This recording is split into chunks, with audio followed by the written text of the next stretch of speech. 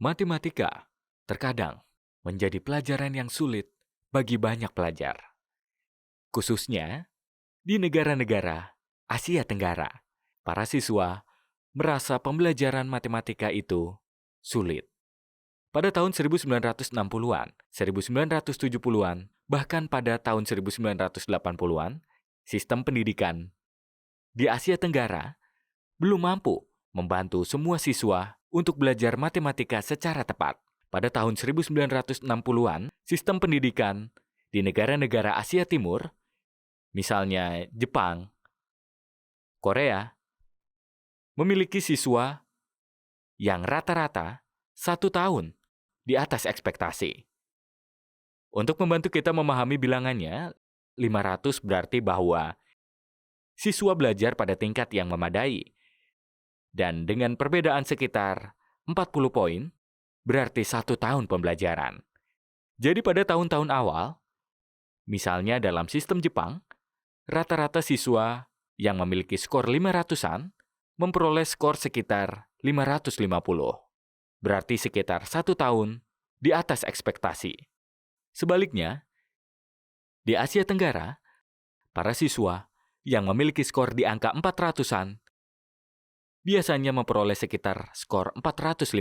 Skor 450 berarti 1 tahun ajaran di bawah ekspektasi.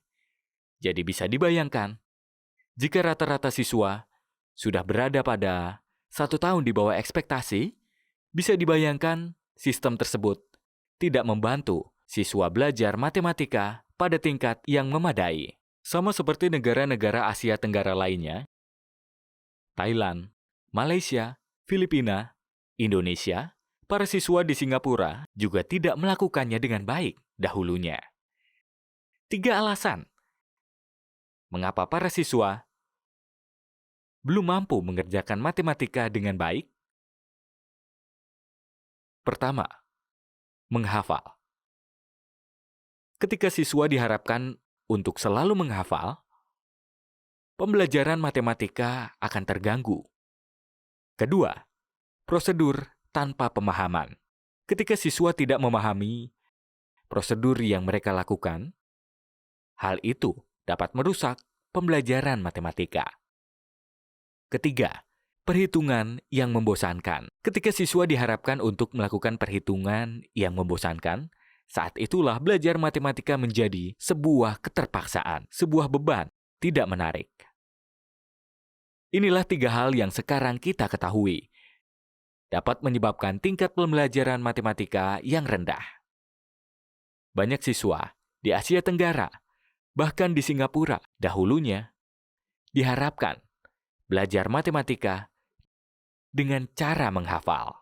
Melakukan prosedur yang tidak mereka pahami, juga cukup banyak perhitungan manual yang membosankan. Dan hal-hal itu telah membuat kinerja mereka dalam matematika tidak begitu baik. Tetapi adakah cara bagi kita agar dapat membantu para siswa? Syukurlah, jawabannya adalah ya. Kemampuan matematika sangat sedikit dipengaruhi oleh genetik dan lebih dominan pengaruh kesempatan belajar. Ketika kita memberi siswa kesempatan belajar yang tepat, mereka dapat mempelajari matematika pada tingkat yang lebih tinggi. Pengalaman belajar apa saja yang dapat diberikan guru kepada siswa? Menurut penelitian dan teori pembelajaran, ada 6 pengalaman belajar seperti itu. Pertama, eksplorasi. Siswa harus memulai pembelajaran mereka melalui eksplorasi. Sebelum pembelajaran terstruktur, dan setelah itu, latihan untuk menggabungkan apa yang telah mereka pelajari. Itulah 3 dari 6 jenis pengalaman belajar.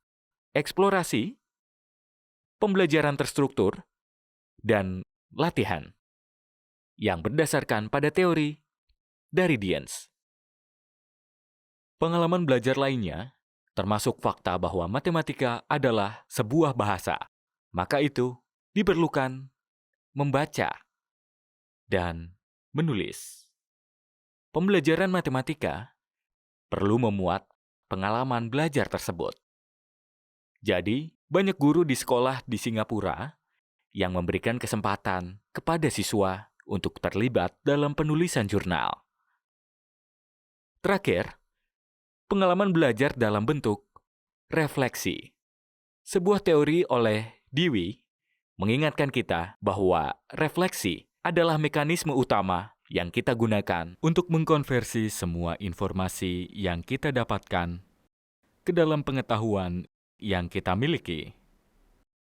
Jadi ada berbagai cara yang bisa membantu siswa belajar matematika pada tingkat tinggi.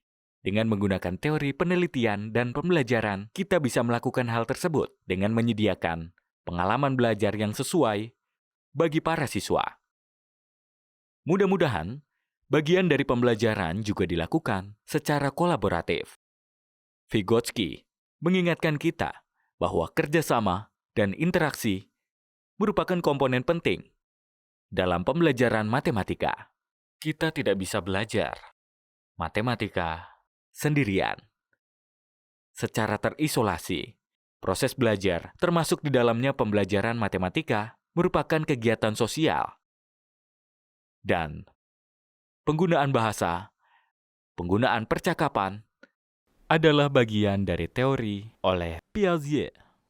Itulah cara-cara yang dapat kita lakukan untuk membantu siswa pindah dari pembelajaran tingkat rendah ke tingkat tinggi.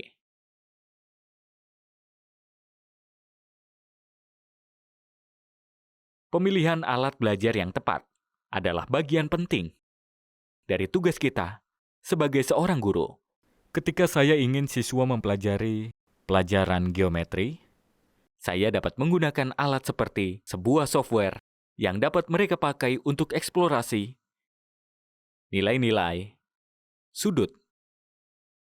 Jika saya menetapkan 2 titik, saya bisa melihat berbagai ukuran sudut yang terbentuk pada keliling lingkaran.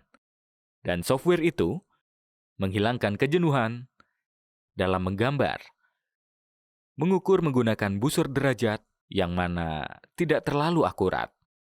Jadi penggunaan software seperti itu membantu siswa untuk lebih cepat menemukan gagasan yang dimaksud. Eksplorasi dengan menggunakan sebuah software dapat menggerakkan pembelajaran siswa, dapat mempercepat kesempatan belajar. Jadi, pilih alat yang tepat. Demikian pula, saya bisa membayangkan dalam pembelajaran tentang peluang, saya dapat mengajak siswa melempar dadu atau melempar koin.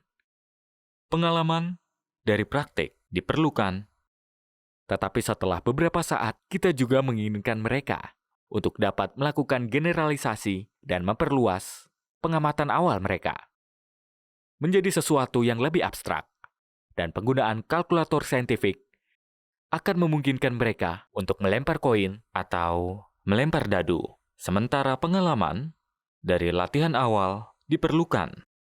Penggunaan alat teknologi, misalnya kalkulator saintifik, untuk memperluas pembelajaran dan pemikiran siswa juga diperlukan. Memilih alat yang tepat terkadang memberikan pengalaman praktik dan terkadang menggunakan alat teknologi.